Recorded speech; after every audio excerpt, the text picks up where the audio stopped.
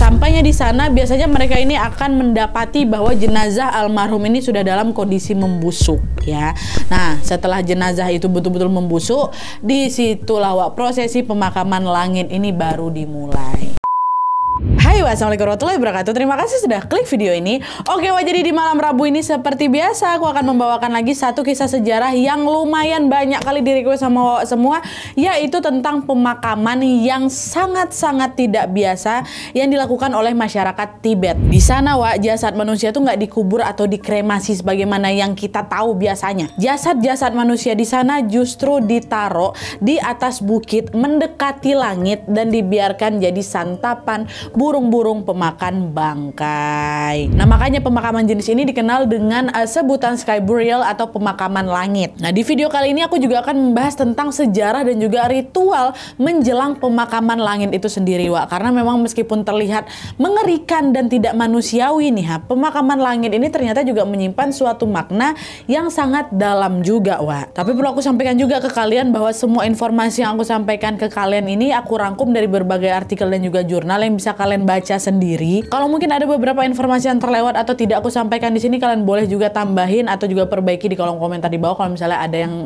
kayak kurang tepat lah gitu ya. Biar kita sama-sama belajar aja gitu. Nah, penasaran dengan kisah selengkapnya? Jadi tanpa berlama-lama kita langsung masuk aja ke ceritanya, Wak ya. Check it out.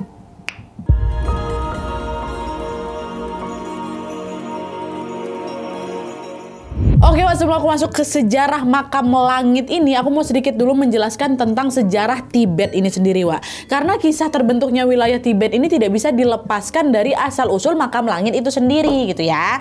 Jadi, Tibet ini merupakan sebuah dataran tinggi yang berada di bawah kekuasaan negara RRC atau Republik Rakyat Cina. Nah, dataran ini, Wak, berada di wilayah Asia Timur dan berbatasan langsung dengan beberapa negara lain seperti ada Myanmar, India, Bhutan, dan juga Nepal. Nah, dataran Tibet ini memiliki ketinggian kurang lebih 4.500 meter di atas permukaan laut, dan memang tinggi kali itu ya kan. Makanya Tibet ini juga sering disebut sebagai wilayah paling tinggi di seluruh dunia dan dijuluki sebagai atap dunia gitu. Kalau misalnya kalian tahu Gunung Everest, gunung tertinggi kali di dunia itu salah satunya kan itu lokasinya ada di Tibet, Wak. Nah, selain memiliki letak geografis yang sangat unik, Wak, Tibet ini juga memiliki sebuah sejarah yang tidak kalah menarik. Sejarah mencatat bahwa sebelum menjadi bagian dari negara Cina, dahulu kala si Tibet ini merupakan sebuah kerajaan atau negara yang berdiri sendiri. Nah, kerajaan Tibet ini pertama kali didirikan pada abad ke-7 Masehi oleh seorang raja yang bernama Songtsen Gampo ya.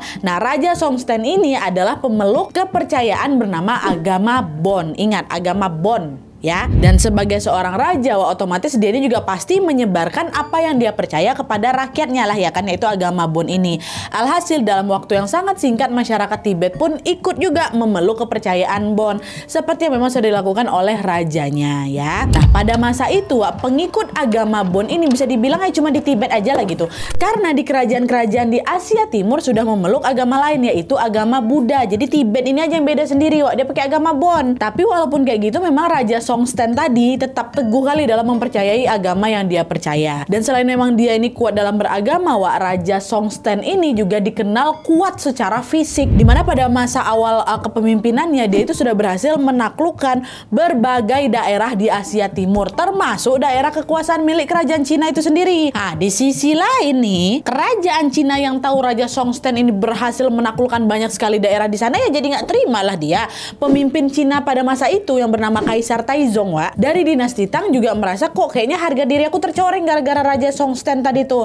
Dan hal ini pun terjadi karena sebelum kerajaan Tibet ini muncul, Wak, memang kerajaan Cina ini betul-betul satu-satunya kerajaan yang paling besar kali di Asia Timur tuh. Makanya si Kaisar Cina ini mikir, kok berani-beraninya dia ini ngambil wilayah aku gitu kan. Dia marah lah ibaratnya ke Raja Songtsen ini. Nah, karena merasa tersaingi, Kaisar Taizong tadi pun mulailah memikirkan suatu cara untuk bisa mengalahkan kerajaan Tibet. Dia langsung ngirim lah ini beberapa pasukan-pasukannya untuk memata-matai kerajaan Tibet, Wak. Dari situlah Kaisar Taizong itu pun baru tahu bahwa ternyata kerajaan Tibet ini lebih kuat dibanding kerajaan aku sendiri. Patutlah dia bisa menguasai semua wilayah gitu. Setelah diamati kali kan, memang kuat orang-orang ini, bah, kata dia kayak gitu. Nah, mendapati fakta itu, akhirnya Kaisar Taizong ini pun membatalkan niatnya untuk memerangi kerajaan Tibet. Nggak jadi juga, dia mungkin down juga ya kan, drop duluan. Pada saat itu si Kaisar Taizong ini terpikir untuk ya udahlah dibanding dibanding aku bertempur sama dia, mending aku bekerja sama aja sama dia dan menjadikan si kerajaan Tibet ini kawan aku, sekutu aku. Dan untuk melancarkan rencana itu, dia pun bermaksud untuk menikahkan salah satu putrinya yang bernama Putri Wencheng dengan Raja Tibet. Si Raja Songtsen Gampo tadi tuh mau dijodohin gitu, mau dinikahin. Kaisar Taizong berharap pernikahan itu akan membuat hubungan antara Cina dan Tibet ini menjadi lebih akrab lagi gitu kan.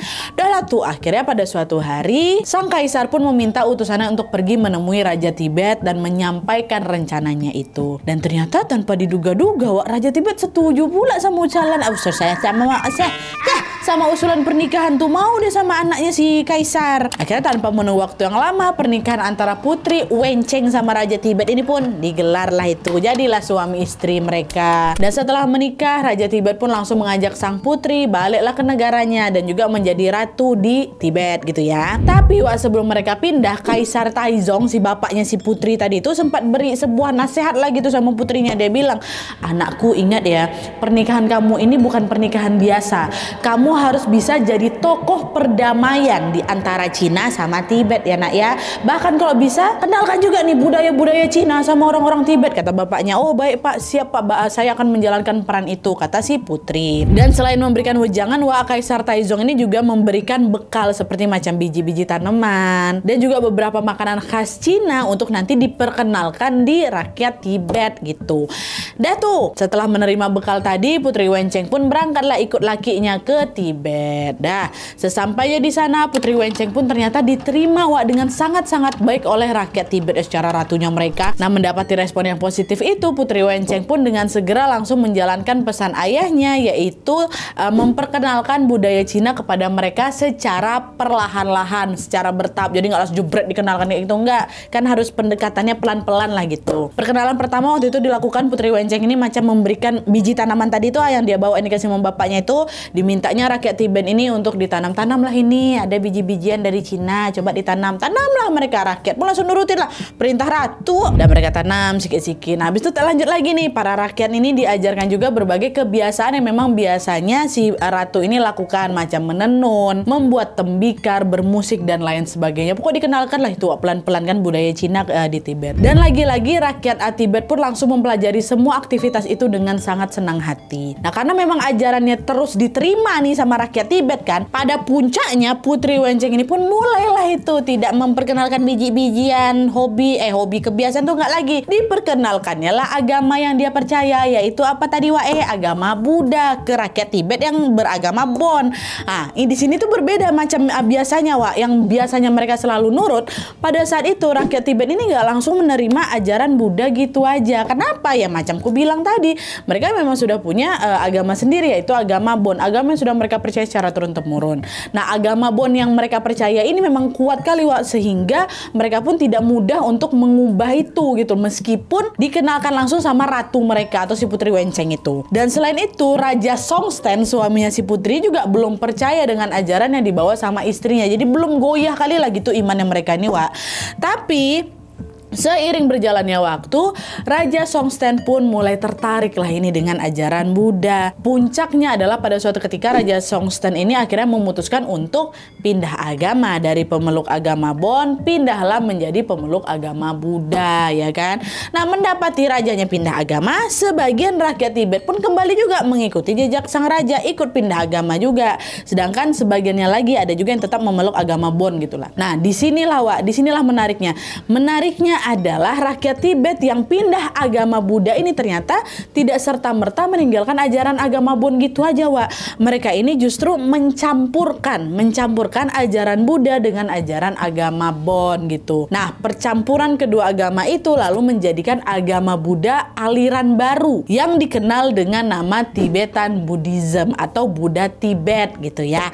Nah, agama Buddha Tibet inilah yang menjadi cikal bakal adanya ritual memakamkan jasad manusia dengan dijadikan santapan burung pemakan bangkai atau yang dikenal sebagai ritual pemakaman langit. Nah, ritual itu ternyata masih ada kaitannya dengan kepercayaan Buddha Tibet tadi. Apa kaitannya? Kok bisa kayak gitu? Penasaran gimana? Barulah kita masuk ke ke tentang makam langit Tibet ini ya. Masuk.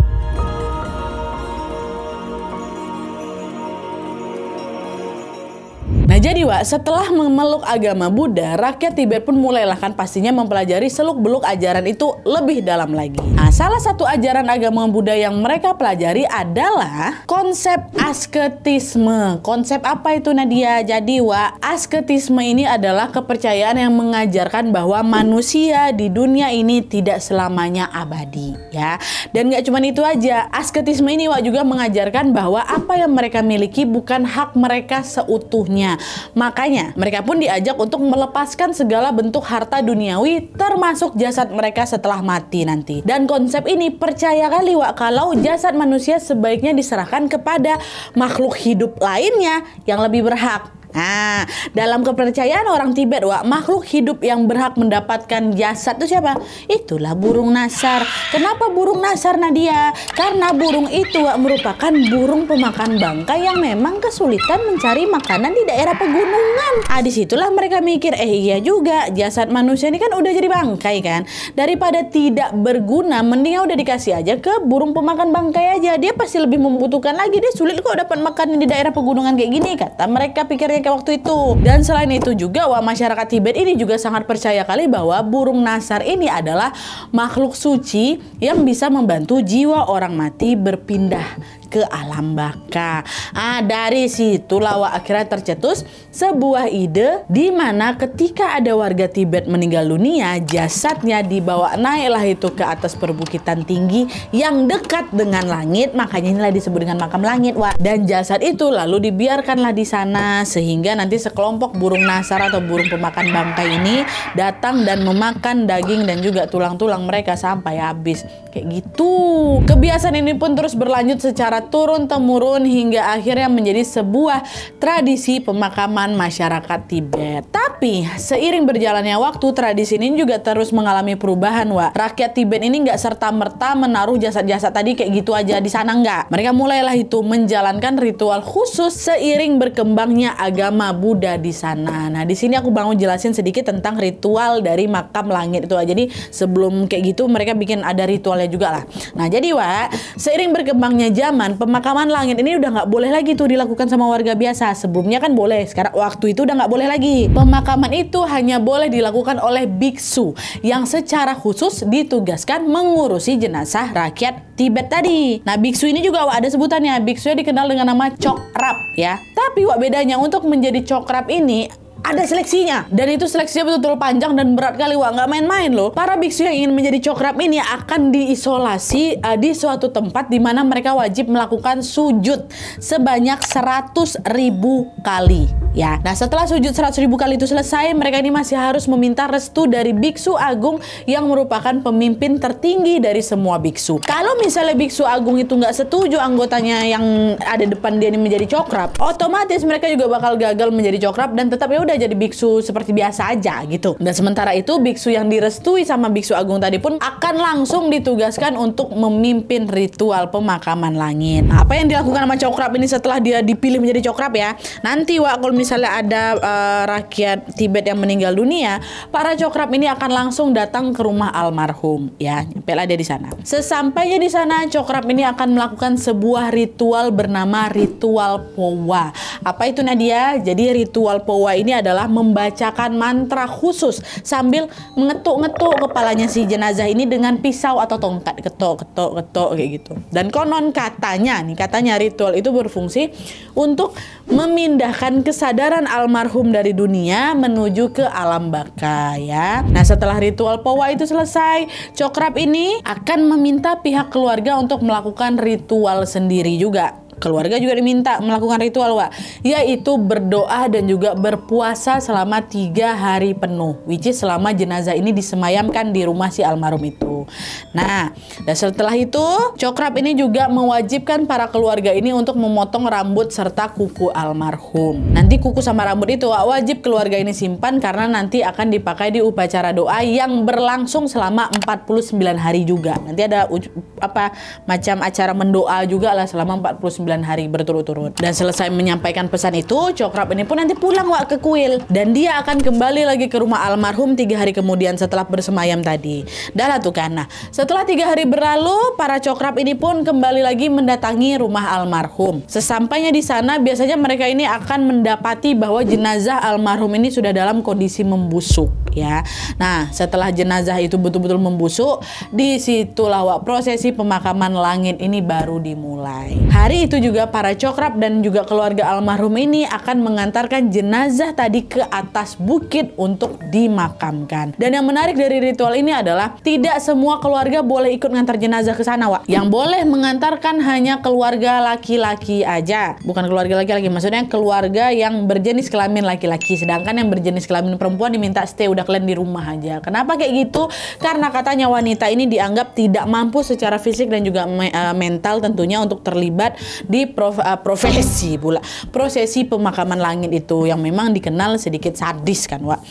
Terus menariknya lagi nih, Wak, ketika pengantaran jenazah itu berlangsung, jenazah tadi tuh nggak diangkut pakai keranda, pakai peti itu enggak. Jenazah tadi itu digendong dalam posisi meringkuk seperti bayi dalam kandungan. Dan hal ini tentunya memiliki makna filosofis, yaitu supaya almarhum ini bisa terlahir kembali di kehidupan berikutnya. Kebayang kalian kan? Jika cerita sesampainya di bukit yang dituju, para cokrap tadi pun akan menurunkan jenazah ke tanah dan ini nih. Dan mulai memotong-motong tubuhnya jenazah dengan menggunakan pisau. Nah, mulai dari sini, Wak, prosesinya agak gor dikit nih. Potong-potong sama mereka kan. Nah, setelah dipotong-potong, cokrap ini pun langsung memisahkan kulit dan juga daging jenazah dari tulang belulangnya. Dah, pisahin. Setelah itu kulit dan daging tadi pun dimasukkanlah ke dalam wadah besar yang juga dicampur pakai tepung, Wak. Pakai tepung jelai atau tepung gandum. Nah, diaduk-aduk sama mereka, sama cokrap tadi. Diaduk sampai merata. Nah, setelah merata dia pun lanjutlah langsung menyebarkan campuran-campuran tadi itu di atas batu-batu besar. Taruh batu-batu besar.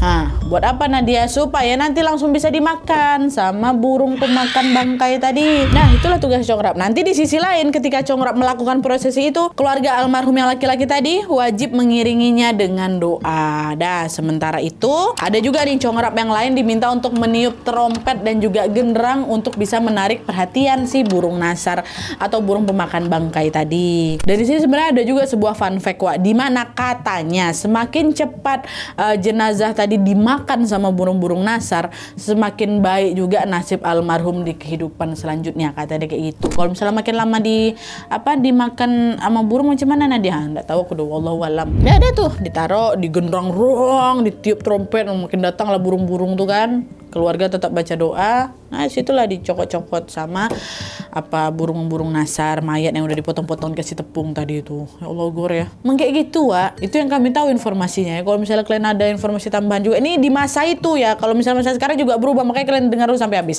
Dan tuh singkat cerita, setelah daging-daging jenazah tadi habis dicokot-cokot, habis dimakan sama burung nasar, cokrap ini pun akan mengambil tulang belulang yang udah dipisahkan tadi, yang nggak dimakan sama burung nasar. Yang burung nasar juga nggak bisa makan daging pula, tulang manusia kan keras sekali kan, Wak. Udahnya diambil lagi tulang-tulang tuh, dipecahkannya lah jadi potongan-potongan kecil. Nah, potongan-potongan kecil ini lalu dibakar pakai api suci namanya, atau nanti dibuang ke sungai atau ke jurang gitu. Setelah sisa tulang tadi dibuang, maka selesai sudah prosesi pemakaman langit ya. Nanti keluarga almarhum sama para cokrap tadi itu pun mulai meninggalkan lokasi makam langit. Meskipun memang terlihat cukup mengerikan, Wak, sebenarnya prosesi pemakaman ini juga punya makna yang sangat dalam kali bagi masyarakat Tibet. Seperti yang memang sudah aku bilang tadi, bentuk pengorbanan manusia dalam kepercayaan Buddha Tibet gitulah. Itulah kenapa tradisi pemakaman ini terus dilestarikan dari masa ke masa. Tapi seiring berjalannya waktu, pemakaman langit ini pun udah banyak kali ngalamin perubahan, Wak. Dimana sebagian besar perubahan itu terkait dengan hubungan politik yang terjadi antara negara Tibet sama negara Cina juga. Maksudnya gimana nih, Nan? Inilah kita masuk. Nah, jadi Wak, ceritanya di tahun 1950, pasukan tentara Cina ini menyerang negara Tibet dengan satu misi khusus, yaitu mengincar kandungan mineral yang memang terkandung di tanah Tibet, ya kan. Nah, mengetahui hal itu, rakyat Tibet pun kecewa lah mereka. Mereka menganggap bahwa kok Cina kayak gini nih, kok Cina mengkhianati hubungan baik di antara kita nih. Kalian ingat cerita Putri Wenceng yang nikah sama Raja Songstan? Raja siapa tadi namanya? Raja Tibet tadi tuh. Semenjak itu kan Cina sama Tibet jadi baik kali hubungannya, jadi macam bestie, ya kan. Ini malah kamu diserang lagi nih sama pasukan Cina. Nah, berbekal dari rasa kecewa akibat pengkhianatan itulah, pemerintah Tibet pun dengan segera langsung mempersiapkan pasukannya juga untuk bisa bertempur melawan pasukan Cina. Mereka juga nggak diam aja. Nah, pertempuran itu terjadi dengan sangat sengit hingga akhirnya pada musim gugur tahun 1951, pasukan Cina pun berhasil menduduki kota Lhasa. Kota Lhasa ini apa? Ibu kota Tibet. Menang Cinanya, Wak. Nah, setelah menguasai ibu kota Tibet, pasukan Cina ini pun makin berani lagi lah dalam melakukan penyerangan. Nah, nggak lama dari situ, pasukan Cina pun mulai memburu Dalai Lama. Siapa Dalai Lama nih? Pemimpin Tibet pada masa itu. Nah, Dalai Lama yang ketakutan benar ya udah akhirnya memutuskan untuk melarikan diri lah dari Tibet. Nah, setelah Dalai Lama ini kabur, otomatis ya udah pasukan Cina dengan mudah menaklukkan rakyat Tibet lah ya kan. Nah, disitulah kekuasaan Tibet pun akhirnya resmi jatuh di tangan pasukannya Cina gitu. Terus setelah menguasai Tibet, pemerintah Cina pun melakukan pergantian secara besar-besaran. Pertama, mereka mulai menerapkan ideologi komunisme seperti yang memang diberlakukan di negara Cina. Dan selain itu, mereka ini juga melakukan pembantaian terhadap kepala suku dan juga tokoh-tokoh biksu yang mereka anggap membangkang gitu. Dan nggak sampai di situ aja, Wak. Pemerintah Cina ini juga mulai melarang berbagai adat dan juga tradisi yang dilakukan oleh masyarakat Tibet. Adat dan tradisi ya. Puncaknya di tahun 1960-an itu lah, Wak. Pemerintah Cina resmi melarang ritual pemakaman langit. Mereka menganggap bahwa hal itu adalah ritual yang sangat primitif dan juga terbelakang. Pada saat itu pemerintah Cina ini mulai mengenalkan tradisi pemakaman kremasi kepada rakyat Tibet. Dan untuk memudahkan pengenalan kremasi itu, pemerintah Cina pun sampai juga membangun berbagai krematorium atau tempat yang memang digunakan untuk pembakaran jenazah. Dibikinlah sama mereka kan. Nah, karena upaya itu dilakukan secara besar-besaran, sebagian masyarakat Tibet pun ya mulai terpengaruh pastinya, Wak. Mau tidak mau mereka pun mulai menjalankan prosesi kremasi jenazah di kehidupan mereka sehari-hari. Udah nggak pakai dimakan bangkai lagi, dimakan burung bangkai lagi. Tapi di sisi lain masih banyak juga, Wak, yang masih menjalankan ritual makam langit secara diam-diam tapi. Dan hal ini pun berlangsung selama bertahun-tahun sampai akhirnya di tahun 1984 pemerintah Cina mulai berubah pikiran, Wak. Pada saat itu mereka beranggapan bahwa pemakaman langit adalah sebuah ritual yang sepertinya sebaiknya dilestarikan saja gitu. Makanya lah itu di tahun itu juga pemerintah Cina pun memperbolehkan pemakaman langit dilakukan kembali nih. Bahkan mereka ini juga menjadikan pemakaman langit sebagai sebuah atraksi wisata. Tetap nggak mau rugi lah gitu mereka ya kan. Tapi ya itu lagi-lagi hal itu pun juga tidak berlangsung lama karena pemerintah Cina kembali berubah pikiran lagi. Entah atas dasar apa, Wak, tapi yang jelas di tahun 2006 mereka pun melarang pemakaman langit sebagai atraksi wisata. Iya juga, ngapain pula ya dijadikan atraksi wisata ya. Anyway, mereka pun membuat aturan di mana pemakaman langit tetap boleh dilakukan, cuman harus dilakukan secara privat di area tertentu. Jadi nggak boleh jadi tontonan umum lagi, udah nggak boleh. Dan selain itu pemerintah Cina juga menetapkan aturan baru di mana tidak semua jenazah warga Tibet boleh dimakamkan dengan pemakaman langit. Dulu kan boleh semuanya nih, pukul rata semua gitu kan. Berjalannya waktu udah nggak boleh lagi. Nah, waktu itu pemakaman itu hanya boleh dilakukan berdasarkan persyaratan tertentu, yaitu jenazah ini harus berusia di atas 18 tahun. Jenazah ini bukan wanita hamil. Jenazah itu bukan korban kecelakaan. Dan jenazah itu tidak menderita penyakit menular. Jadi betul-betul jenazah yang sehat-sehat aja lah yang boleh dimakamkan kayak gitu. Mengetahui aturan itu, masyarakat Tibet ini juga setuju aja. Mereka mikir ya udahlah ikutin aja lah aturan itu. Yang penting kita udah nggak dilarang lagi melakukan pemakaman kayak gitu. Sehingga ya udah sampai hari ini tradisi pemakaman Tibet masih terus dilestarikan sebagai tradisi turun-temurun oleh masyarakat Tibet walaupun memang sudah berbeda dari versi yang pertama kali itu. Nah, jadi itulah tadi, Wak, sejarah tentang ritual pemakaman langit di Tibet. Meskipun memang sekilas tampak nggak manusiawi kali ya kan, mengerikan malah.